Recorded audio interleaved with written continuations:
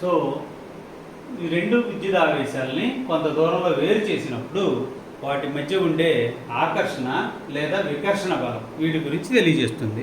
ఏం తెలియజేస్తుంది అంటే Q1 Q2 అనే రెండు ఆవేశాలని r దూరంలో ఉంచితే వాటి మధ్య ఆకర్షణ లేదా వికర్షణ బలం కనుక F అయితే ఈ ఆకర్షణ లేదా వికర్షణ బలం F అనేది ఆవేశాల యొక్క లబ్ధానికి అనులోమానుపాతంలో అంటే Q1 Q2కి ప్రపోర్షనల్ గాను మధ్యలో దూరం r యొక్క వర్గానికి విలోమానుపాతంలోనూ ఉంటుంది. సో F అనేది r² కి ఇన్వర్స్లీ ప్రపోర్షనల్ గాను ఉంటుంది. మధ్య దూర వర్గానికి విలోమానుపాతంలోనూ ఉంటుంది. Q1 Q2 అనేవి రెండు ఆవేశాలు. ఈ రెండు ఆవేశాలని r దూరంలో కనుక వేరు చేస్తే ఈ రెండు మధ్య ఆకర్షణ లేదా వికర్షణ బలం F అనేది Q1 Q2ల యొక్క లబ్ధానికి అనులోమానుపాతంలో మధ్య దూర వర్గానికి విలోమానుపాతంలోనూ ఉంటుంది. దేర్ఫోర్ నేను మొత్తాన్ని కలిపి F proportional to Q1 Q2 by r² అని లేదా F is equal to 1/4πε0 Q1 Q2 by r² అని రాయొచ్చు. అయితే ఇందులో ఈ 1/4πε0 అనే దాని యొక్క విలువ 9 × 10⁹ కి సమానం. ఈ 1/4πε0 ని newton metre square per coulomb square అని కొలవాలి. 9 × 10⁹ newton metre square per coulomb square అని కొలవాలి. అయితే దీన్ని ఎలక్ట్రోస్టాటిక్ కాన్స్టెంట్ అంటారు. అయితే ఈ ఎలక్ట్రోస్టాటిక్ కాన్స్టెంట్లో మళ్ళీ ε0 అనే ఇంకొక కాన్స్టెంట్ ఉంది. ఈ ε0 అనే కాన్స్టెంట్ యొక్క value right 8.85 × 10⁻⁻12 coulomb square per newton metre square. అయితే ε0 ని పర్మిటివిటీ ఆఫ్ ఫ్రీ స్పేస్ అంటారు. రైట్. సో తెలుగులో దీన్ని రైట్ గాలి శూన్యం యొక్క ప్రవేశశీల్యత అంటారు. సో ε0 ని రైట్ ప్రవేశశీల్యత అంటారు.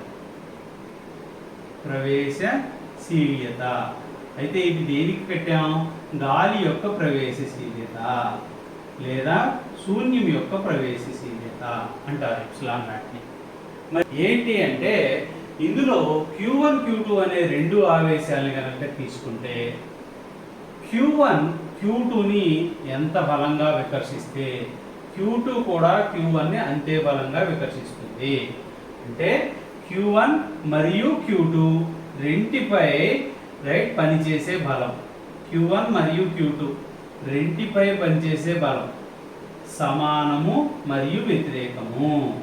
బలం సమానము మరియు వ్యతిరేకము. సో దీన్ని ఎలా అర్థం చేసుకోవాలి? సో ఒకవేళ Q1 Q2ని F21 బలంతో వికర్షించింది అనుకోండి. సో ఇది Q2 పై పనిచేసే బలం Q1 వలన. ఒకవేళ Q1ని Q2 F12తో బలంతో వికర్షించింది అనుకోండి. సో ఇది Q1 మీద పనిచేసే బలం Q2 వలన.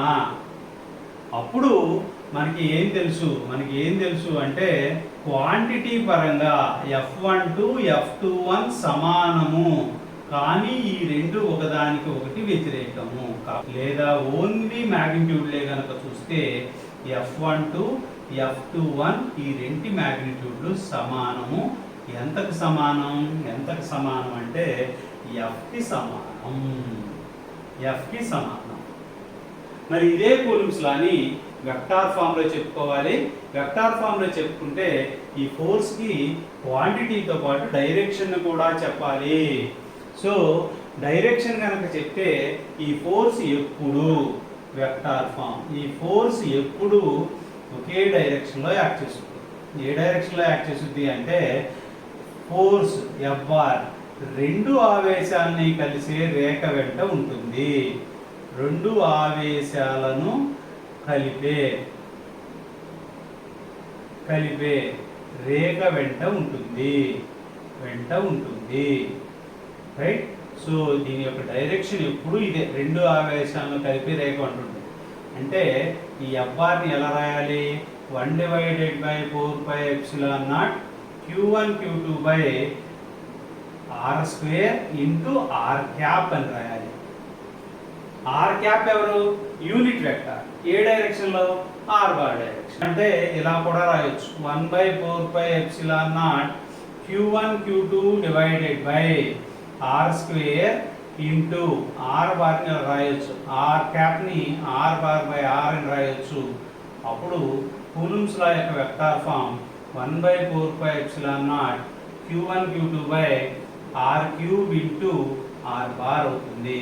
తదుపరి పొజిషన్ వెక్టార్. ఇది కూలుంబ్ లా యొక్క వెక్టార్ ఫామ్. సో ఇందులో ఏమి నేర్చుకున్నాం అంటే q1 పైన బలం పనిచేస్తుంది, q2 పైన బలం పనిచేస్తుంది. q1 పైన ఎంత బలం పనిచేస్తుందో q2 పైన కూడా అంతే బలం పనిచేస్తుంది. ఈ రెండు బలాలు ఒకదానికొకటి వ్యతిరేకంగా పనిచేస్తాయి కానీ సమానము. మ్యాగ్నెటంలో ఈ రెండు ఆవేశాల మధ్య బలం F కనుక అయితే F is equal to 1/4πε0 epsilon naught. So this is 1/4πε q1 q2 by r square. మరి ఎప్సిలాన్ అంటే ఏమిటి? ఎప్సిలాన్ అంటే epsilon r into epsilon naught. ఈ epsilon r is equal to epsilon by epsilon naught ని సాపేక్ష ప్రవేశశీల్యత అంటారు. ఈ సాపేక్ష ప్రవేశశీల్యత రిలేటివ్ పర్మిటివిటీ. ఈ రిలేటివ్ పర్మిటివిటీ ఏ విషయాల మీద ఆధారపడి ఉంటుంది? అంటే కేవలం యానకం మీద ఆధారపడి ఉంటుంది.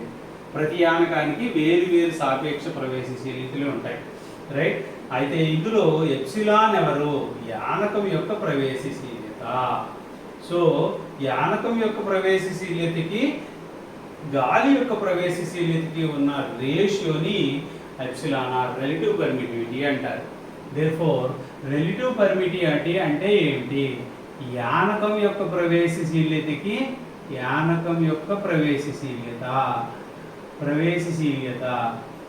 సో ప్రవేశశీల్యతకి గాలి లేదా శూన్యం యొక్క ప్రవేశశీల్యతకి ఉన్న రేషియో. దీనిని శీల్యతకి ఉన్న రేషియో, దీన్ని రిలేటివ్ పర్మిటివిటీ అంటారు, సాపేక్ష ప్రవేశశీలిత అంటారు. ఈ సాపేక్ష ప్రవేశశీలిత అనేది కేవలం యానకంపై ఆధారపడి ఉంటుంది. యానకం అంటే మీడియంపై ఆధారపడి ఉంటుంది. సో మీడియం మారితే ఈ ప్రవేశశీల్యత పడి ఉంటుంది. సో మీడియంలో ఈ రెండు మధ్య ఫోర్స్ అనేది కేవలం ఈ రిలేటివ్ పర్మిటివిటీ సాపేక్ష ప్రవేశశీల్యతను బట్టి మారిపోతుంది. సో నేను ఇప్పుడు ఈ సాపేక్ష ప్రవేశశీల్యత లాగా రాయాలి అనుకుంటే ఎలా రాయొచ్చు అంటే F is equal to 1/4πε0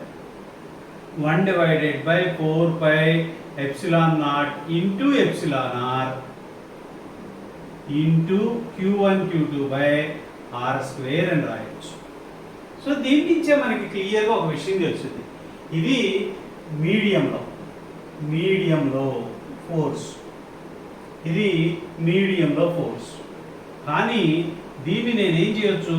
1/εr into 1/4πε0 into q1 q2 by r square అని రాయొచ్చు.